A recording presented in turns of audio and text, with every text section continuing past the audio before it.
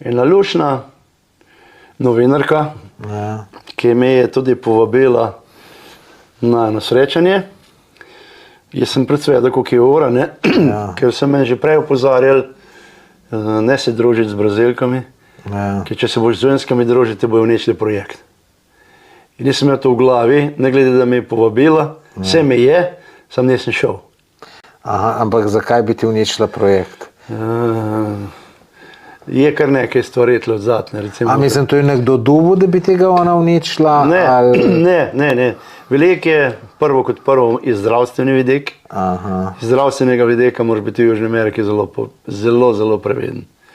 Ker tem se veliko žensk rodi z spolnimi boleznimi. A rodi že? Že rodi. Ja, če boš zdravo punco, boš fasovne 2, če boš pa ono tam, ki so Amazonke, ti se ta hode tam ob vodi, tam jih pa še 5, 6, 7 fasovne.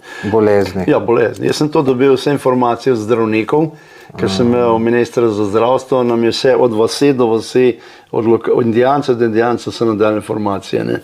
In to sem bil dol, prva stvar so rekli, čuvaj se žensk.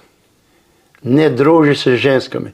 Meni so čisto na vsakem celju ponujali ženske.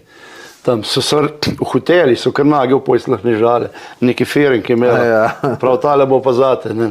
Jaz se nisem ene dotaknil.